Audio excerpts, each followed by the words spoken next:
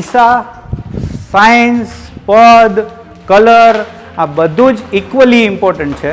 આ વિડીયોમાં આપણે બે એક્ઝામ્પલ લેશું. પ્રેક્ટિકલ એક્ઝામ્પલ, એક રેસિડન્સનું 600 વારનું રેસિડન્સ અને એક આપણે 3 એકરમાં સ્કૂલ જે બનાવેલી છે એનું એક્ઝામ્પલ લેશું, જેથી કરીને વાસ્તુને અમે એઝ એન આર્કિટેક્ટ કઈ રીતે ઇમ્પ્લિમેન્ટ કરીએ છીએ એ આપણે જોશું. અગ્નિ ખૂણામાં રાખવા છતાંય વાસ્તુ રોંગ હોઈ શકે છે, એનું આ એક્ઝામ્પલ છે. પ્લોટ હોય ત્યારે એનો પ્લોટની ઉર્જા હોય અને જ્યારે એ બિલ્ડિંગ થાય છે ત્યારે બિલ્ડિંગમાં એનું વાસ્તુ જો સારી રીતે યુઝ થાય, ખૂબ જ જરૂરી એવા topic that is vastu.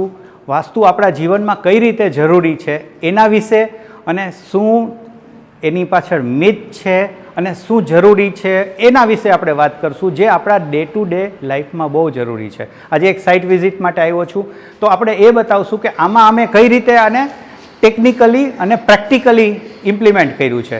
So first of all આપણે પદ વાસ્તુની વાત કરીએ તો નોર્થમાંથી એન્ટ્રી કરી છે કે એવા પદમાંથી કરી છે કે જ્યાંથી એન્ટ્રી હોવી જોઈએ. એન્ટ્રી કર્યા પછી આ બાજુ જુઓ તો વેસ્ટ છે, વેસ્ટમાં ઓપનિંગ કર્યું છે, એની ઉપર પાછું કવરિંગ કર્યું છે. વેસ્ટમાં ઓપનિંગ કર્યું ને સીધો તડકો આવે છે, એટલા માટે લગભગ 10-12 ફૂટનું એને રિસેસ્ડ ઓપનિંગ આવ્યું છે. હવે આપણે જોઈએ કે ઈસ્ટ બાજુ આ એવું રેસિડન્સ છે કે ફ્લેટ છે કે જેમાં બે બાજુ અમને સવારનો તડકોય મળે છે અને સાંજનો તડકો પણ મળે છે. અહીંયા જોશું તમે તો અહીંયા પણ સવારે અત્યારે લગભગ 12 વાગ્યા છે એટલે ઉપર તડકો આવી ગયો છે. ઈસ્ટમાં પણ છે, વેસ્ટમાં ઓછો તડકો છે પણ સાંજે બહુ જ તડકો આવવાનો છે. આ બાજુ જોશો તો નોર્થ છે, નોર્થમાં ક્યારેય તડકો આવતો નથી એટલે અમે ત્યાં ઓપનિંગ મોટું રાખ્યું છે અને આમાં મોટું રાખ્યું છે પણ રિસેસ રાખ્યું છે. આમાં લગભગ 2 ફૂટથી વધારે પ્રોજેક્શન નથી. હવે આનાથી વિશેષ કરીએ વાત તો કિચન સાઉથ ઈસ્ટમાં છે. આ બાજુ ઇન્ફોર્મલ લિવિંગ છે, એમાં નોર્થ ઈસ્ટ જે આપણે પૂજાનો ખૂણો છે તો ત્યાં આપણે એના પ્રમાણે જ ડિઝાઇન કર્યું છે અને ત્યાં ઓપનિંગ આ ઈસ્ટમાં એક પણ ટોયલેટ નથી, નોર્થમાં પણ નોર્થ વેસ્ટમાં હોવું જોઈએ ત્યાં જ ટોયલેટ છે. સો અને સાઉથમાં જે ટોયલેટની વાત કરીએ તો સાઉથમાં એક પદ હોય છે એમાં જ 2 ટોયલેટ આપણે રાખેલા છે. સો હવે આપણે કિચન જે ગૃહિણીનું સ્થાન છે ત્યાં જઈએ, ત્યાં શું મિસ્ટેક કરતા હોય છે એ જોઈએ આપણે. અહીંયા આવીએ તો ધીસ ઇઝ સાઉથ. તમે જોશો કે 12 વાગે અહીંયા તડકો હવે આવવા માંડ્યો છે. હજી આ બાજુ સનની દિશા છે ને ઈસ્ટમાંથી વેસ્ટ આ બાજુ થાય છે, નોર્થ બાજુ નથી હોતું, સાઉથ બાજુ થઈને વેસ્ટમાં હાથમે છે. આપણે એક ઓપનિંગ અહીંયા રાખ્યું છે અને બીજું ઓપનિંગ આપણે જે દરવાજો જેમાં લુવર્સ વિન્ડો કરશું, બીજું ઓપનિંગ આ છે. એટલે હવાની દિશા આ હોય કે આ બાજુથી હોય કશો જ ફરક નથી પડતા. અગ્નિ ખૂણામાં રાખવા છતાંય વાસ્તુ રોંગ હોઈ શકે છે, એનું આ એક્ઝામ્પલ છે. અત્યારે અહીંથી હવા આવે છે પણ 4 મહિના અહીંયાથી પણ હવા આવશે ત્યારે આ વાસ્તુ ખોટું ન પડવું જોઈએ. આગલા ટોપિકમાં આપણે ઓપનિંગ્સ ઉપર વધારે વાત કરી.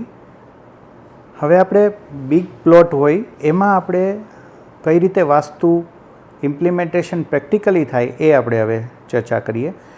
નોર્થ ઓપન પ્લોટ છે, એન્ટ્રી નોર્થમાંથી છે, વચ્ચે બ્રહ્મસ્થાન તમે જોઈ શકો છો કે ખુલ્લો છે. ઈશાન ખૂણામાં આપણે પૂજા છે, સાઉથ બ્લોક રાખવામાં આવી છે, નોર્થ અને ઈસ્ટ બાજુ વધારે ઓપનિંગ્સ રાખવામાં આવ્યા છે. સાઉથ ઈસ્ટમાં કિચન છે, સાઉથ ઈસ્ટમાં કિચન છે, વોશ પાછું ઈસ્ટ બાજુ લઈ ગયા છીએ. So this is the way કે આપણે રિયલ હવે આના નેક્સ્ટ આપણે 1-2 વીક પછી આપણે આ જ રેસિડન્સ આપણે સાઇટ પર પણ જોશું. હવે નેક્સ્ટ આપણે જોઈએ ઇનોવેટિવ ઇન્ટરનેશનલ સ્કૂલ. આ એક સ્કૂલનો આમ તો 3 એકરમાં છે બટ આ સ્કૂલ બિલ્ડિંગ આટલા એરિયામાં છે. એમાં આપણે જોઈ શકીએ કે બ્રહ્મસ્થાન ખુલ્લું રાખેલું છે. એન્ટ્રી ઈશાન ખૂણાથી થોડા એકાદ પદ આ બાજુ કરેલી છે અને ઈશાન ખૂણામાં અમે સ્વિમિંગ પુલનું આયોજન કરેલું છે. હોલ એનો મલ્ટીપર્પઝ હોલ છે, જ્યાં સ્પોર્ટ્સ હોલ છે એ આપણે નોર્થમાં સ્ટ્રેટેજિકલી રાખ્યું છે, કેમ કે નોર્થમાં ડાયરેક્ટ સનલાઇટ નથી આવતી અને એમાં હોલમાં મોટું ઓપનિંગ જોઈએ. હવે એ જ વસ્તુ સાઉથ અથવા વેસ્ટમાં હોય તો અંદર તમે સફોકેશન વધારે થાય અને હીટ વધારે જનરેટ થાય. વચ્ચે જે કોર્ટયાર્ડ કર્યો છે એના સરાઉન્ડિંગ ક્લાસરૂમનું છે. સો પદ અને પદ વાસ્તુ ને ઓરિએન્ટેશન તો ઇમ્પોર્ટન્ટ છે, સાથે સાથે ફંક્શનલ પ્લાનિંગ પણ એટલું જ ઇમ્પોર્ટન્ટ છે. સો આ વેમાં, આ બે પ્રેક્ટિકલ વેમાં અમે કઈ રીતે ઇમ્પ્લિમેન્ટ કર્યું છે એ બતાવેલું છે. હું આર્કિટેક્ટ છું અને હું પ્રેક્ટિકલ વેમાં મારો એક્સપિરિયન્સ રજૂ કરું છું. તમને કંઈ એક્સપિરિયન્સ થયો હોય વાસ્તુનો કે તમારા કંઈ પ્રશ્નો હોય તો હું I will try my best કે હું એનો આન્સર આપવા માટે નેક્સ્ટ એપિસોડમાં કે કોઈ પણ નવો ટૉપિક શું લઈ આવો એ કાંઈ તમારો કોમેન્ટ હોય તો એ જણાવજો. હું એને કવર કરવાનો પણ પ્રયાસ કરીશ. બટ હું વાસ્તુ એક્સપર્ટ નથી. આઈ એમ આર્કિટેક્ટ જે બિલ્ડિંગ અને ઇન્ટિરિયરના એક્સપર્ટ છું અને મારા મોટા પ્રોજેક્ટ્સમાં હું લેન્ડસ્કેપ પણ કરું છું. સો સ્ટે ટ્યુન અને તમારા રિલેટેડ કંઈ પણ ક્વેરી હોય તો કોમેન્ટમાં જણાવજો. નમસ્કાર.